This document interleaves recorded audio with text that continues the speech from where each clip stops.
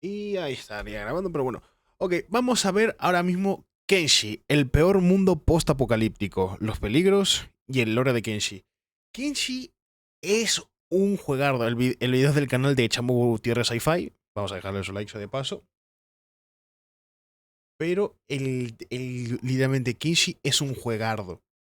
Literalmente me encantaría alguna que otra vez traerlo al canal y hacer streams. Y van a ver por qué es un juegardo. Lo va a explicar este señor. Y si puedo, también trataré de agregarle algo más. Vamos a verlo. Muchachos, el día de hoy hablaremos de uno de los juegos que a lo largo de los últimos años se ha convertido en uno de mis favoritos, Kenshi, un Juegardo. RPG con elementos de gestión y de ambientación post-apocalíptica que sobresale por el mundo hostil e inhóspito en el que se desarrolla. Un lugar donde la libertad puede ser peor que la esclavitud, donde el hambre y la violencia son casi una garantía y en el que tanto animales como personas se alimentan de los más débiles. En este video hablaremos no solo de los eventos que llevaron a la ruina a las antiguas civilizaciones que habitaban en Kenshi, sino que además analizaremos los horrores y los peligros a los que se enfrentan quienes viven en este lugar, para después posicionar este mundo en la escala de peligro que usamos en el canal. Dicho esto, como es costumbre, pongámonos en contexto. Para quien no Efectivamente, sí. Buah, a ver. Lo va a rankear. A saber con quién lo va a rankear también. Pero bueno, vamos a ver qué dice este conozca muchacho. Kenshi, es un juego de rol con ambientación post-apocalíptica y con una estética y temática que se inspira mucho no solo en la ciencia ficción, sino también en el Japón feudal. Es Sí. Sí, no sé si tanto en el Japón feudal, pero sí es posapocalíptico y a la vez futurístico un poco.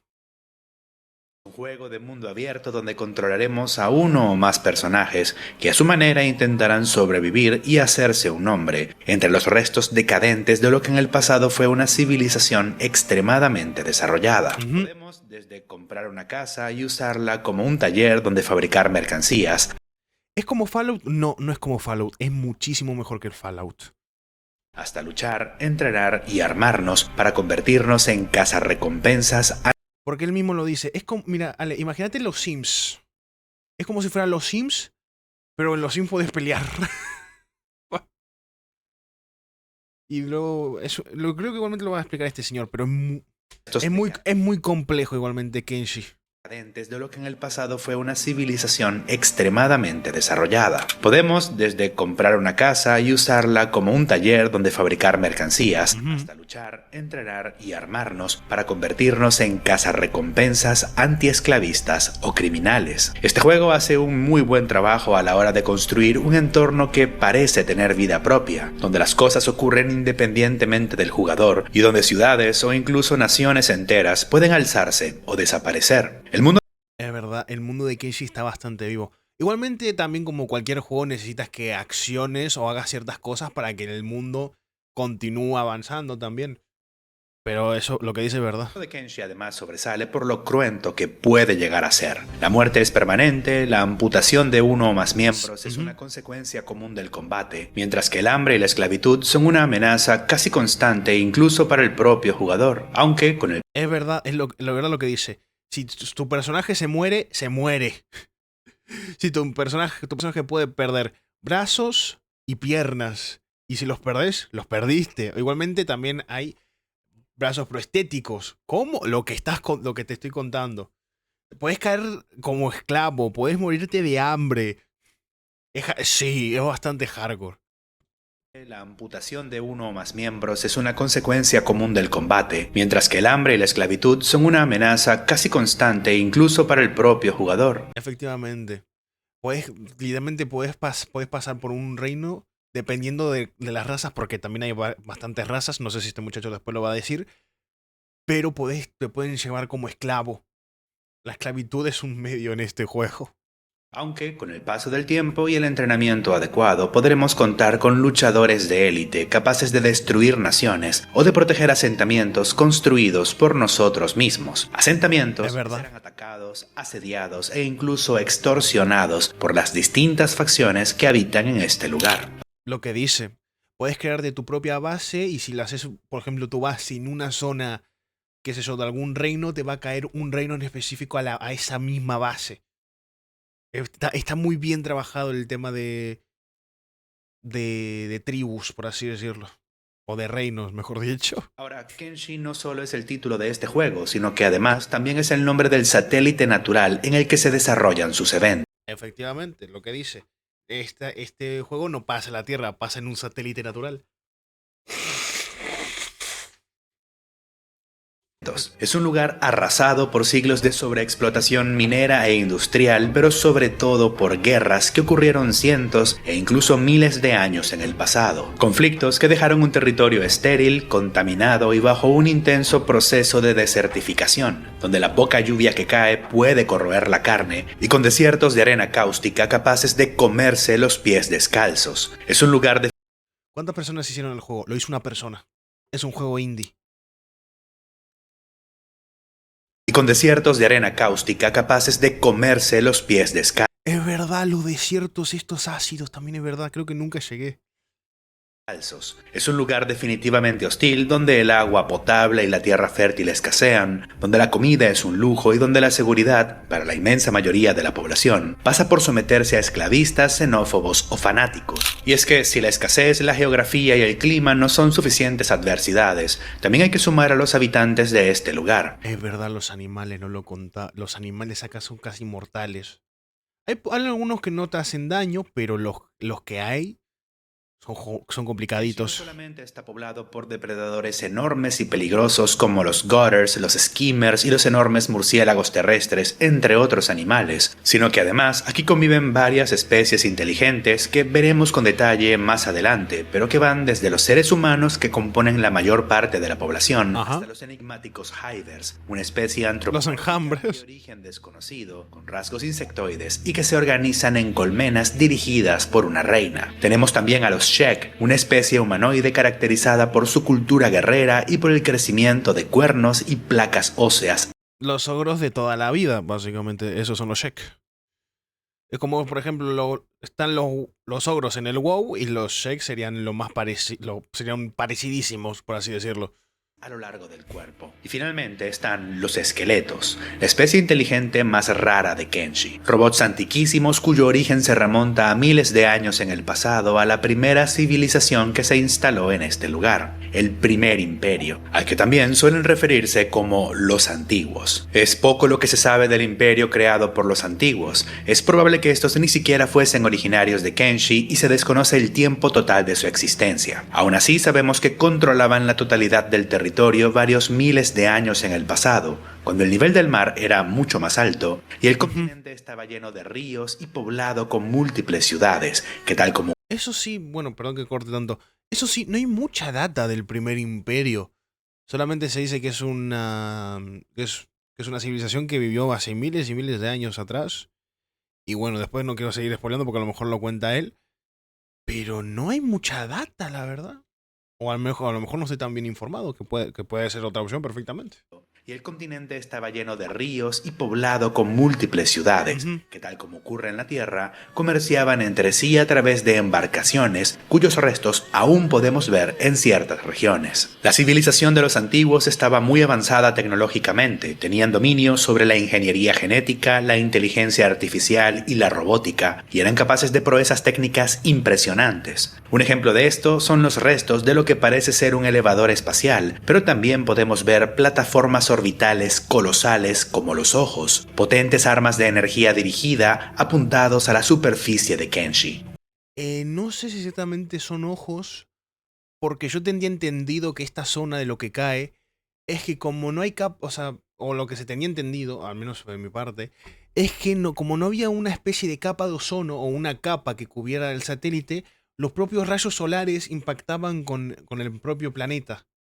Y esto es lo que generaba. No sé exactamente si esto es verdad o tal mentira, pero es lo que yo tenía visto. Uno de los cuales aún permanece activo en la región de Venge. Estas plataformas quizás eran usadas con fines bélicos, pero también mineros o de terraformación. El hecho es que una de ellas sigue activa, por lo menos parcialmente, lo que sirve de testigo de las capacidades técnicas de esta antigua civilización. Algunos libros que podemos conseguir indican que la cultura material del Primer Imperio sugiere que este se organizaba en dos castas, los humanos y los esqueletos, que aparentemente representaban la mayor parte de la población. En principio no se nos dice claramente quién ocupaba la posición dominante, pero la hipótesis más plausible es que hayan sido los seres humanos. No solo hay diálogos que señalan a esto, sino que además, después del colapso de este imperio, los esqueletos no solo fueron incapaces de recuperar el nivel de desarrollo tecnológico previo y de reconstruir su civilización, sino que además dejaron de ser producidos.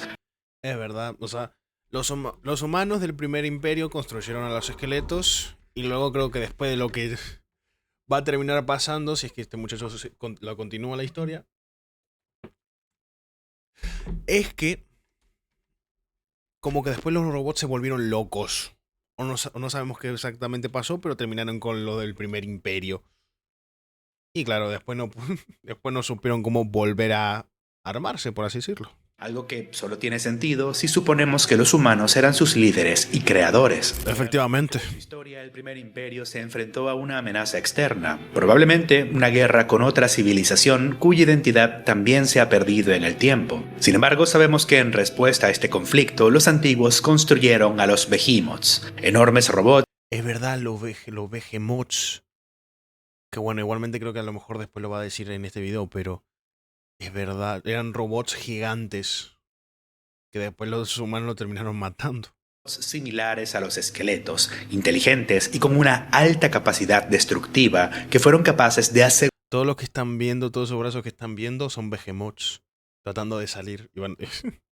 asegurar la victoria. La paz, sin embargo, llevó a que los humanos comenzaran a recelar y a temer lo que habían construido. Los Behemoths no eran simples máquinas de guerra, tal como los esqueletos, poseían capacidad de agencia e inteligencia propia, que sumada a su tamaño y capacidad destructiva, infundieron terror y desconfianza entre los humanos. Aún así, tenían una debilidad, una lealtad y obediencia ciega que sus creadores aprovecharon para deshacerse de ellos. Se les ordenó marchar a un valle estrecho donde serían rápidamente sepultados en metal fundido. La tumba de los Behemoths hoy es conocida con el nombre de Obediencia. Este acto...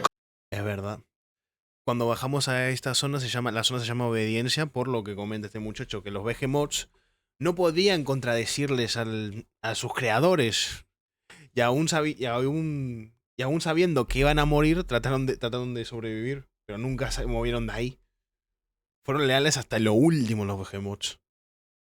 El cruel nacido del miedo sería precisamente lo que llevaría al colapso del primer imperio, en una forma de profecía autocumplida. Los esqueletos, a ver lo que sus creadores habían hecho con los Behemoths, es verdad, no se volvieron locos, le mataron a los Behemoths y bueno, pasaron cosas. Se rebelaron, quizás temiendo lo que podría pasarle a ellos mismos en el futuro. Se desconoce qué armas se usaron en esta guerra, pero es posible que se desplegara tanto armamento convencional como herramientas de terraformación, y sobre todo, armas biológicas por parte de los robots, tal como señalan múltiples documentos. La destrucción del clima y de los ecosistemas, así como la propagación de enfermedades, llevaron a un evento cataclísmico en el que los humanos fueron casi aniquilados por sus propias creaciones. Es verdad.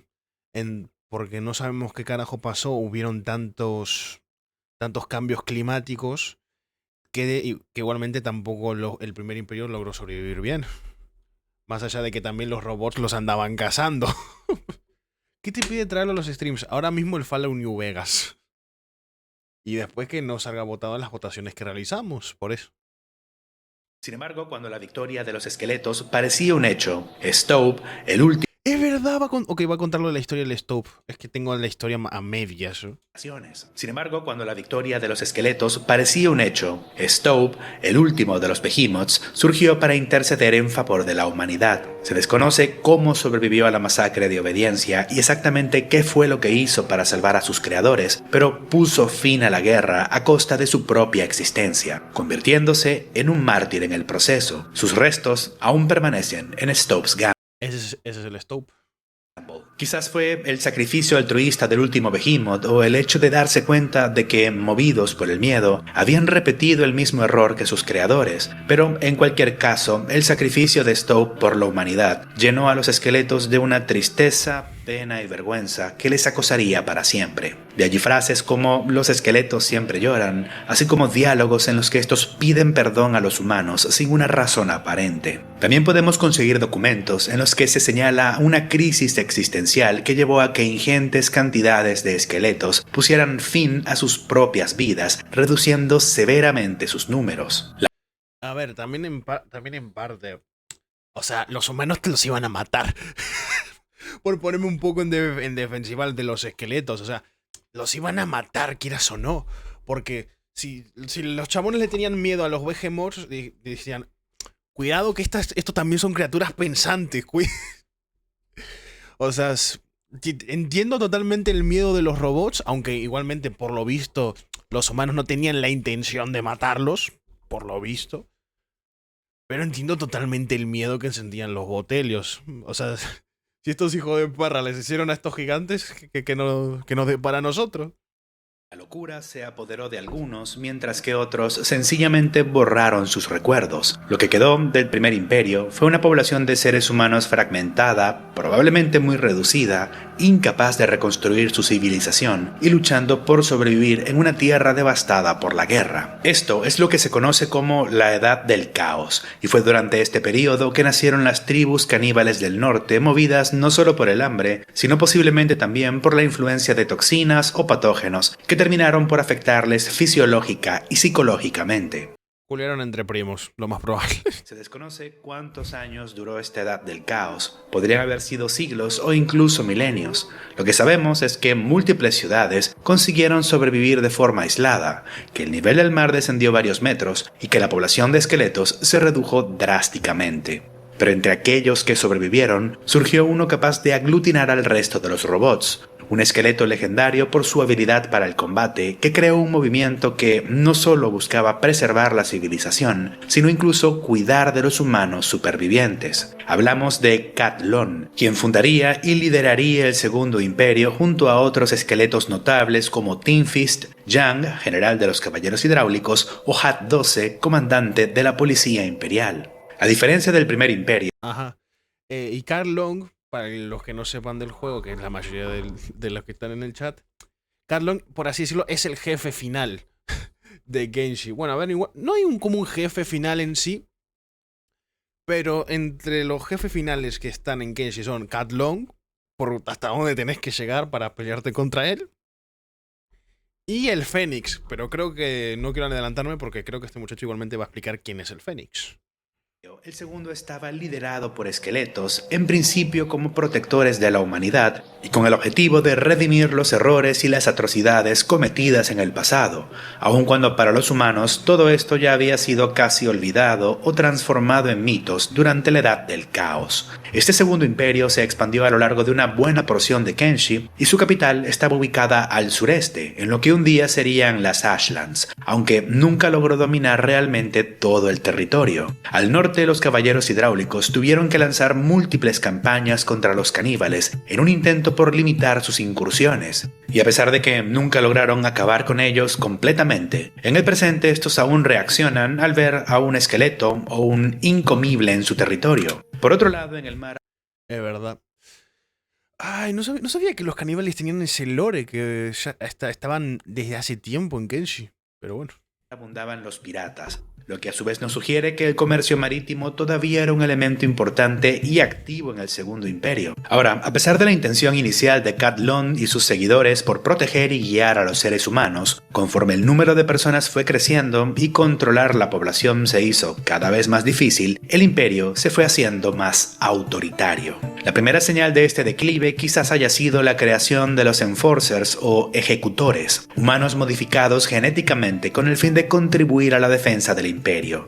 Y aunque no sabemos si pertenecer a esta casta de seres humanos modificados era electivo, sí que nos habla de la disposición del imperio a caer en prácticas bioéticamente cuestionables. Por otro lado, el paso de los años convirtió a la gran guerra entre esqueletos y humanos, así como al sacrificio de Stope, en un mito del que nacería una nueva religión, basada en una versión altamente distorsionada de estos hechos. Hablamos del culto a Okran. En esta religión, un antiguo dios llamado Kitrin, una contraparte mitológica de Stope, sacrificó su existencia para poner fin a los desastres y calamidades que azotaban a los seres humanos, aún después de haber sido traicionado por estos. Del sacrificio de Kitrin, a su vez, nacieron dos dioses, Okran, dios del fuego, la luz y la renovación, así como una representación de la humanidad, Inarco, diosa de la oscuridad y del mal, al tiempo que una representación de los no humanos, de las mujeres en menor medida, pero sobre todo de los esqueletos.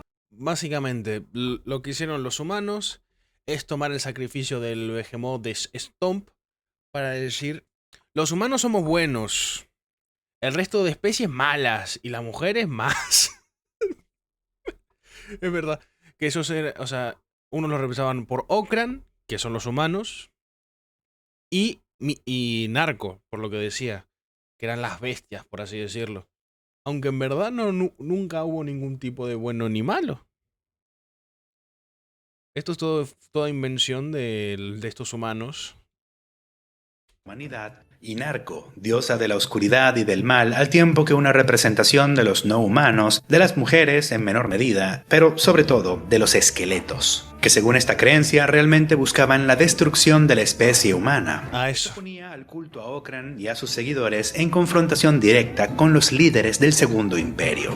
Con el paso del tiempo, las tensiones entre los okranitas y las autoridades solo crecieron, y aunque no sabemos quién inició con la violencia, Cathlon, a través de la policía imperial, comenzaría con la persecución de los cultistas, lo que a ojos de estos solo confirmó lo que sus creencias ya señalaban, que los robots eran sus enemigos. La violencia engendra violencia, la persecución llevó a la radicalización, y con esta el gobierno protector de Cathlon se convirtió primero en un puño de hierro y luego en delirios paranoicos. Paulatinamente los caballeros hidráulicos comenzaron a ser usados contra la población civil, y la etiqueta de pirata pasó a usarse de forma tan laxa que las autoridades ya mataban a más personas inocentes que los piratas reales. Se crearon prisiones infantiles manejadas por esqueletos despojados de sus procesadores morales, y para empeorar las cosas, una severa hambruna comenzó a hacer estragos entre la población. El gobierno paranoico de Cathlon comenzó a ser cuestionado incluso por los propios robots, a lo que este respondió mutilando literal y metafóricamente a aquellos que se insubordinaban, cortando sus cabezas y con ellas su libre albedrío. Es verdad, porque como comentaba esta gente, bueno, como comentaba este muchacho, los robots tenían libre albedrío, pero por lo visto, si le sacabas la cabeza, ya no lo tenían. ¿Por qué? Y ya seguían las propias órdenes de los líderes de Cathlon. Y por eso también cuando vamos a esta zona, los robots te insta-atacan, ¿no? La caída del Segundo Imperio fue un proceso lento, más parecido a la putrefacción de un cadáver que al derrumbe de un edificio. Y de hecho, Cathlon, completamente enloquecido, aún sigue sentado en su trono. La mayor parte de los esqueletos que no fueron esclavizados terminarían por desertar. Algunos fundarían la pequeña ciudad del Desierto Negro en uno de los lugares más hostiles de todo Kenshi, mientras que el resto se diseminó en distintos asentamientos menores, se convirtieron en aventureros solitarios, o lo peor de todo, cayeron ante la locura y las averías, dando origen a horrores como los bandidos de la piel. Es verdad, los bandidos de la piel. No lo había mencionado antes. A ver, voy a hacer una breve resumen. Los bandidos de la piel, lo que dice este muchacho, son robots que se creen humanos. Le roban la piel a los humanos que capturan, obviamente los terminan matando, y se quedan con su piel. Y creen que son humanos.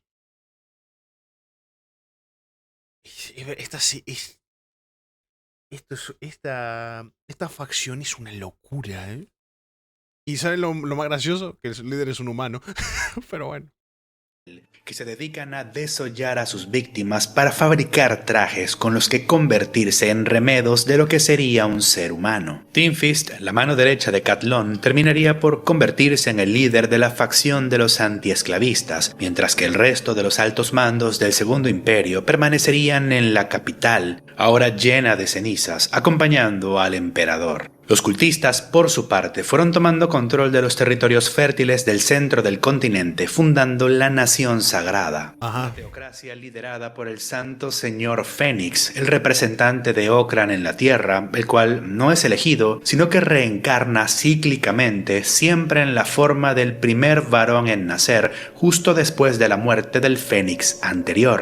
Básicamente, si tuviste suerte de nacer justo después de que el Fénix murió, de que el rey, porque vamos a cortarlo al rey, porque es como un rey el Fénix, pues básicamente te convertís en el nuevo Fénix. A lo mejor explicarán la leyenda del... Sí, porque como dice el propio tipo, él representaba a Okran, por así decirlo, la bondad del sacrificio que tuvo... ¿Cómo le llamaban estos? O sea, sí, la bondad de Okran, que eso, bueno, sí, el bueno, pues. Creo no me sale el... Creo no me sale el nombre, se me fue. Se trata de una facción altamente racista, machista y xenófoba donde Es verdad. Porque... toda la población está sometida a los humanos varones y en la que los esqueletos, todo lo relacionado a ellos, es directamente atacado. A pesar de todo, el Es verdad, porque consideran a los esqueletos como el diablo, como ya habían mencionado antes. desmoronamiento del imperio no fue total. Una buena parte de las ciudades costeras del norte y el sur de Kenshi mantendrían cierto grado de cohesión, reclamando continuidad directa con el Segundo Imperio en la forma de las Ciudades Unidas. Bueno, las Ciudades Unidas tampoco es que sean muy santos, ¿eh? Una entidad política mucho más libre que la nación sagrada en lo social, pero en Eso de libre, mostrando a los esclavos ahí picando. Bueno. que ser pobre es un delito que se paga con la sagrada en lo social. Ok, quiero que lo diga él, porque literalmente dice, ser pobre es un delito.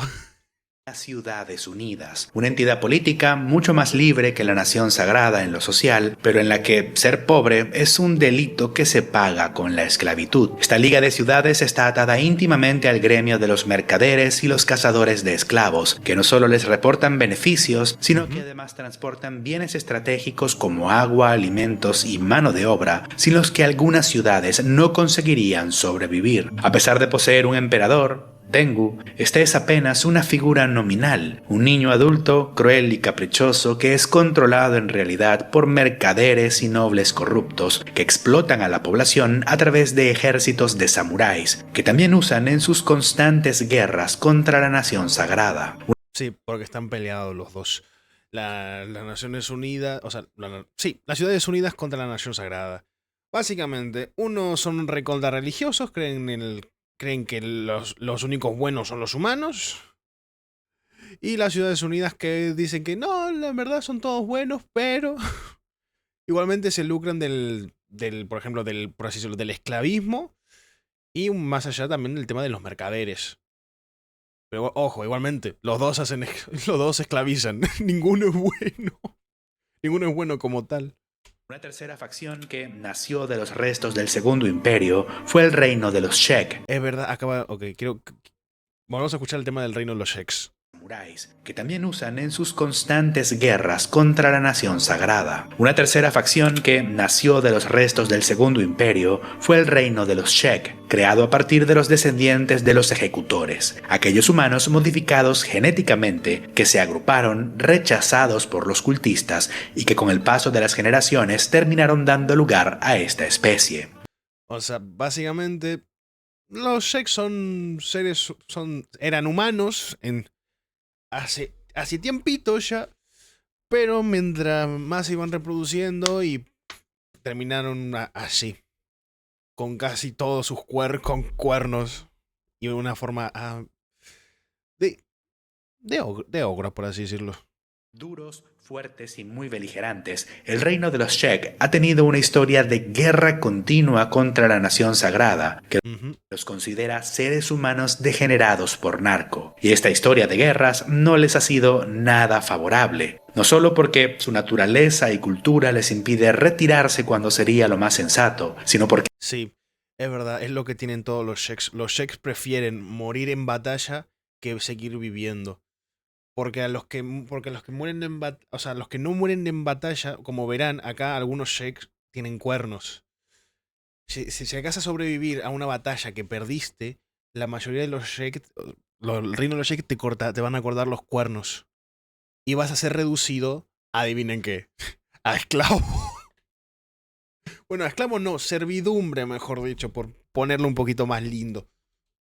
Y además, su tendencia al conflicto les ha llevado a la fragmentación política y al surgimiento de divisiones y peleas internas. Ahora, todo esto podría estar por cambiar con el ascenso de Esata, la golem de piedra, una líder tan fuerte como pragmática que reconoce el peligro existencial que corre su gente. Ahora, a pesar de que el origen de la mayoría de las facciones de Kenshi puede ser trazado hasta la caída del Segundo Imperio, un grupo en particular aún tiene una historia, digamos, Los enjambres. A saber cómo carajo se hicieron los enjambres. misteriosa, los Hivers. Los esqueletos, a pesar de ser los habitantes más antiguos y longevos de Kenshi, no saben con exactitud qué son los Hivers y les cuesta diferenciarlos de los humanos, lo que sugiere un origen muy reciente a escala histórica. Probablemente poco antes o durante la caída del Segundo Imperio. Podría ser que se trate de una especie venida de otro satélite o planeta distinto a Kenshi, o incluso originaria de otro continente ubicado más allá del mar, pero en mi opinión es más probable que se trate de formas de vida creadas artificialmente. Es verdad. Y esto lo dice porque la que está mostrando ahora mismo es considerada por así decirlo, la reina de los enjambres. ¿Por qué? Porque, por ejemplo, una vez muerta la reina, porque esta cosa se puede matar también, los enjambres se van a convertir en otro tipo de especie. Que no sé si lo va a comentar, pero igualmente por los dos no lo comento yo. Espero que... Y si no lo comenta, se lo diré yo. La primera prueba de esto es el hecho de que las reinas que procrean al resto de los tipos de Hivers Sí, también porque tienen una máquina enchufada al pecho. Pero bueno. son seres biomecánicos evidentemente modificados. Ujú. Cuentan con un tanque dispensador hecho de metal donde producen a su descendencia y además son clasificadas como máquinas y no pueden ser curadas con medios biológicos. Otra prueba quizás más tangencial del origen sintético de esta especie es el hecho de que la reina de la colmena del sur es protegida por un enorme robot, el rey. Por otro lado, los Hivers, particularmente los de la colmena occidental, poseen ciertos rasgos superficialmente similares a parte de la fauna de Kenshi. Es verdad, se parecen bastante a las arañas. Pues, o a lo mejor es un... Utilizaron los mismos colores.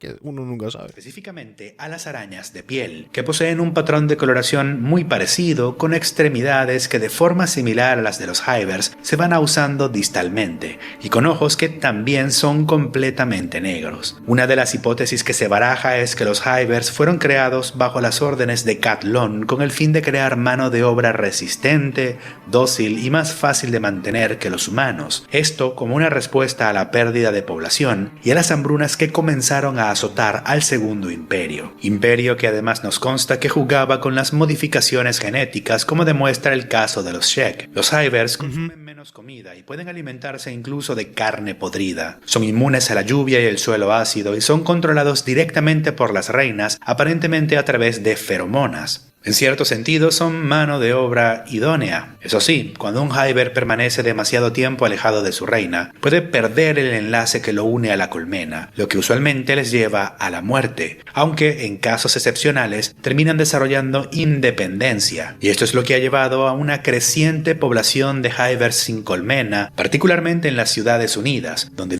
Eso es verdad, eso es lo que dice. Normalmente cuando un enjambre de estos se sale de, por así decirlo, de su reino, lo más probable es que se vuelva un enjambre sin conciencia. Pero hay casos que salen y tienen, por así decirlo, libre albedrío. Y no sé si esto lo va a comentar, pero lo voy a comentar ahora mismo porque quiero. Si llevamos, por ejemplo, podemos hacernos un personaje enjambre también. Lo llevamos a otra posición de enjambre, el resto de los enjambres nos van a tratar súper mal. Porque van a pensar que abandonamos, por así decirlo, a nuestra reina. Es que este juego tiene una de lore y una de... viven bajo explotación y en condiciones deplorables. Cuando la reina de una colmena muere, la población de Hivers remanente desciende a un estado primitivo y tribal, en el que cazan indiscriminadamente a otras personas para alimentarse de ellas, aún en vida. Los neblinos. Básicamente, cuando una reina muere, los enjambres se convierten en esto, en neblinos. Y se convierten ya directamente en caníbales también. indiscriminadamente a otras personas para alimentarse de ellas, aún en vida. Este es el caso de los hombres de la niebla que mantienen bajo un asedio constante a la ciudad de Mongrel. Es posible que otras formas de vida, como los hombres pez, estén muy relacionadas. No, no son hombres pez, son hombres cangrejo.